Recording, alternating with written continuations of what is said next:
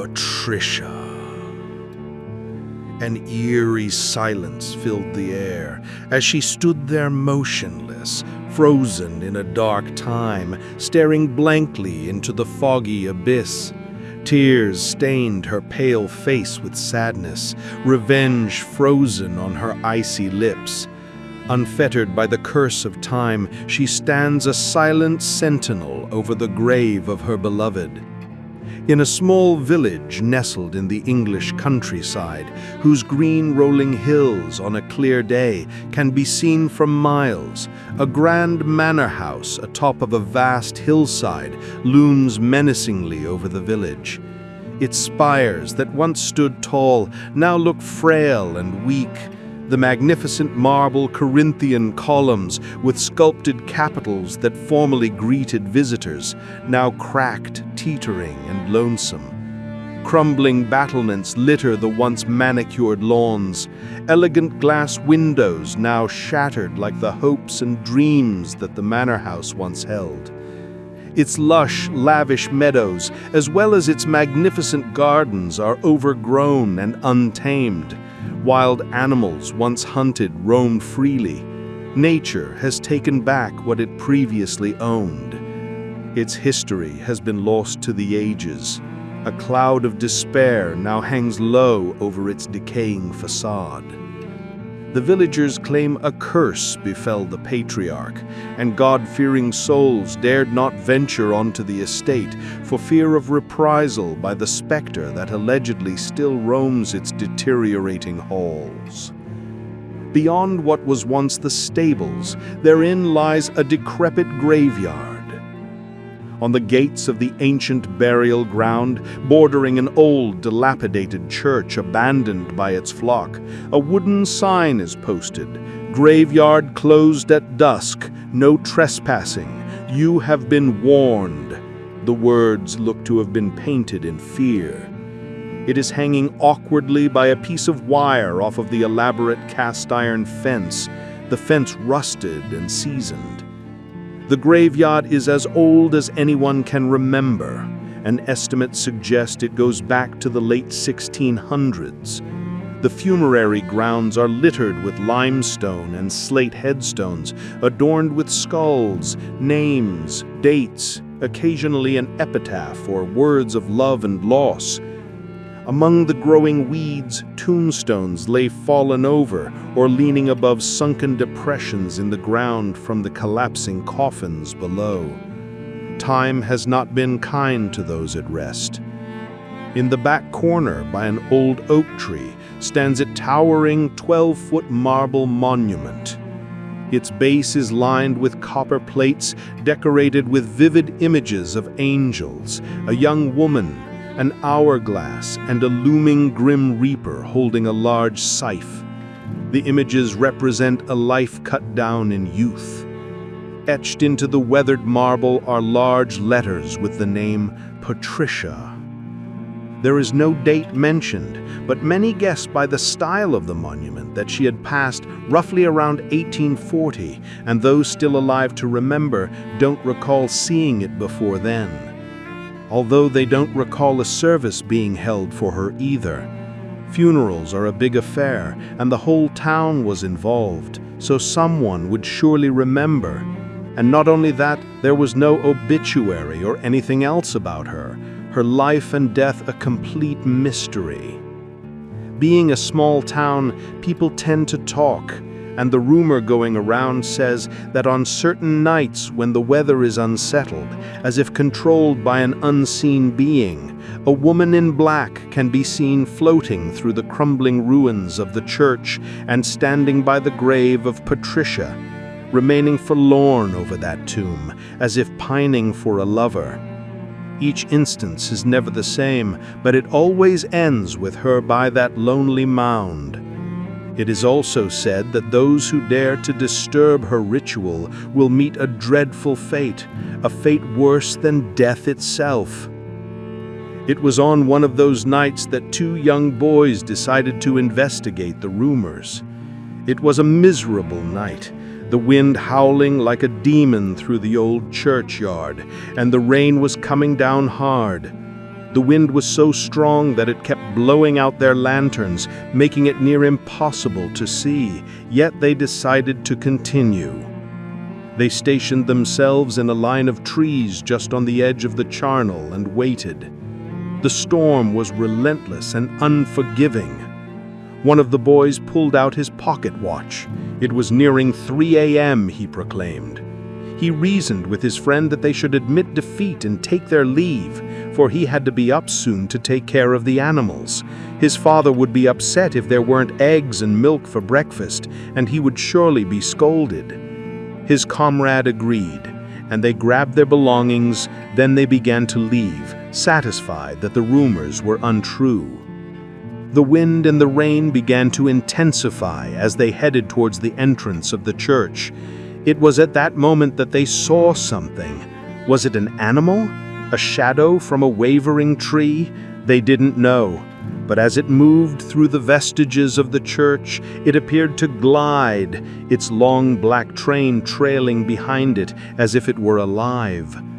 They watched in fearful curiosity as the spectral being in black went through the church, then to the old oak tree to take its solitary place by the shrine of Patricia.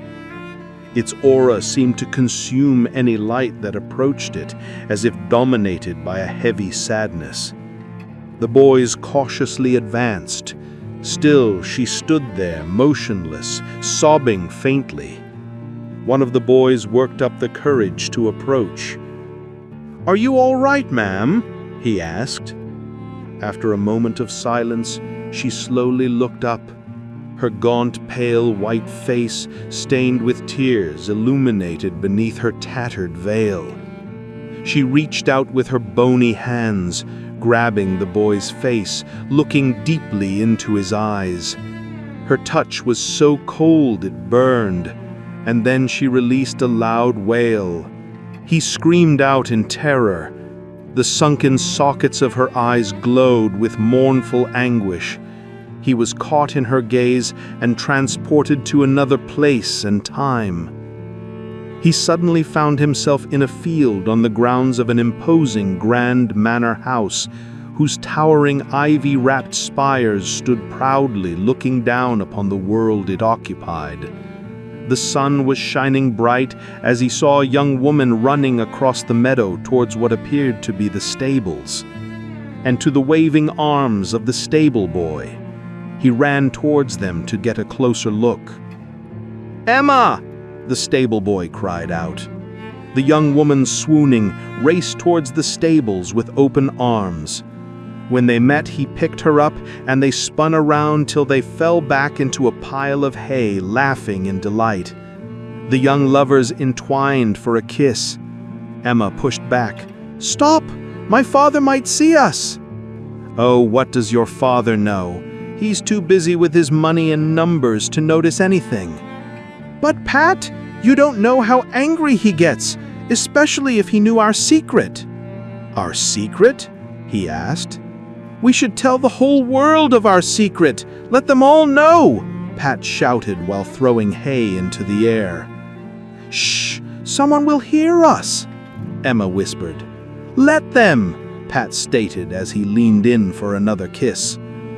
The two lovers continued to talk, laugh, and play until it was time for Emma to return home for dinner, unaware that Emma's father had been watching intently from the balcony of the manor house. Later that evening, after dinner, Emma went out for an evening walk. Her father, displeased that his daughter would have an affair with a common servant, decided to follow her and put an end to the whole charade once and for all. Emma reached Pat's quarters behind the stables and went in, her father trailing behind. As he burst in, the lovers were embraced in a passionate kiss. "I say, remove your hands from my daughter," he yelled as he whipped the boy with his cane. "I forbid this to go on any longer. She will not have relations with—" he paused, "with a lowly stable boy." "Father, please stop! You don't understand!" Emma shouted. He whipped the boy again, and he fell to the ground. "Pat, run!" she cried out. Her father shoved Emma out of the way and hit him again hard across the face. Pat's hat flew off, revealing long raven locks. His father ceased and pulled Pat up to him, grabbed the front of his shirt and tore it away, exposing her breasts. "What in God's name? You are a woman! Succubus! Lilith! This affair is an abomination!" Emma rushed to her father's side. "Please, father, I love her." "Love? You do not know what love is. What you know is a sin. Now unhand me, Jezebel. God shall deal with you later." He shoved Emma to the ground as Pat was covering her modesty. In a rage, he swung his cane in a devastating blow, the handle of his cane smashing Pat in the skull. Pat flew across the room, hitting the floor with a thud, sanguine fluid pooling on the wooden boards beneath her head.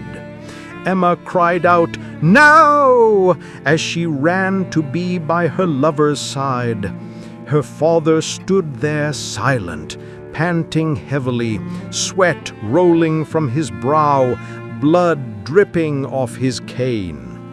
"Patricia! Patricia!" she yelled, but Patricia did not answer or move, for she was dead. Emma knelt by her body, sobbing uncontrollably. She pulled her up to her heaving breast. Her father grabbed her by the back of her hair, pulling her up. Patricia's lifeless body fell to the vermilion-stained floorboards in a heap. He dragged her back to the manor house. Emma kicked and screamed the whole way back, all the while crying out Patricia's name. Upon their return, he locked her in her room. Emma pounded on the doors, and her desperate pleas rang throughout the house. Her father, determined, returned to the stables and dug a shallow hole in the ground behind the stables and threw Patricia's lifeless body into it. When he was finished with the deed, he wiped his hands, then spit on her unceremoniously dour resting place. He crossed himself, then returned to the manor house. A frenzy of lighting lit up the sky. As the heavens opened up, a deluge fell upon him as he made his way back, making it difficult to see, let alone walk. When he reached the manor, there was an eerie stillness. All was quiet but the rain as it battered the roof. He made his way to Emma's chamber. As he unlocked the door, he found the room to be empty. One of the French doors that led to the balcony was wide open, the curtains flapping violently from the wind rushing in. He called out her name, but she didn't answer. He rushed over to the open door and called out her name again, and then he noticed a bedsheet tied to the handle of the other door. It was pulled taut. He followed it over the balcony, and then he saw her. Swinging wildly in the wind, she had hung herself. He frantically pulled up the sheet, battling the wind and the rain. He was finally able to bring her back on the balcony, but he was too late. She had succumbed to the noose. He cried out. He held her in his arms and brought her back in, gently laying her on the bed. As he turned to close the door, he spied something on the floor. In the middle of the room was a note, scratched with hateful crimson-stained words, stabbed with a knife. He knelt down, pulled out the blade, picked up the letter, and read it. "I cannot live in this cruel world. I will never rest until I'm reunited with my love, Patricia. If it takes me an eternity, so be it. I curse you. You are dead to me. I pray that you die alone and distraught, suffering endless sorrow and misery, as you have left me." He crumpled up the note, shoved it into his pocket, shut the door, covered Emma with a blanket, and went down to the library. Slowly making his way through a hall lined with portraits of his ancestors, pausing momentarily here and there to reminisce. He opened the heavy, finely carved walnut door, which slowly creaked as he opened it. A fire was roaring in the fireplace. The smell of birch filled the room. He walked over to the bar and poured himself a drink. "A nice brandy shall shake off the cold," he said aloud. He sat down in a large leather chair and sighed. He gulped down his drink, then looked around the room, admiring the lavish decor. A crystal chandelier hung richly from the ceiling. Ornately carved wood accented the quarters, displaying not only the exquisite craftsmanship, but also of his wealth. Trophy heads and portraits littered the wood-paneled walls. Memories of the hunt and glorious battles filled his mind. He poured himself another drink, pulled out the note, and uncrumpled it. He read it over again. "O God, what have I done? What have I done?" Sobbingly he asked himself. He slugged down his drink, slamming the glass on the table next to him, got up and walked to a glass curio cabinet on the other side of the room. He retrieved a pistol from a leather-wrapped wooden case, a lasting reminder from his time during the Napoleonic War. He examined the barrel and loaded it. "Father, please forgive me," he said with remorse. With a tear trickling down his face, he slowly placed the barrel of the gun in his mouth. A thunderous boom resounded throughout the room. In a flash, the boy was back in the graveyard. The spectre had released him, and he had fallen to the ground unconscious. His friend rushed to his aid. The woman in black, sobbing, returned to her liturgy and slowly dissipated into the darkness. He grabbed his comrade and brought him to shelter under the trees. The rain was slowly starting to disappear. He tapped his face, trying to bring him back. He lit the lantern and looked back to him. He was hardly recognizable. He had aged. His rosy cheeks now pallid, his vibrant blonde hair was gray and thinning. As he slowly came around, his bright eyes were black. He trembled like a frightened animal. He was afflicted and despondent, staring intently into the charcoal night. Emma's lament now burdened his soul. As he struggled to speak, he quietly whispered, "Patricia."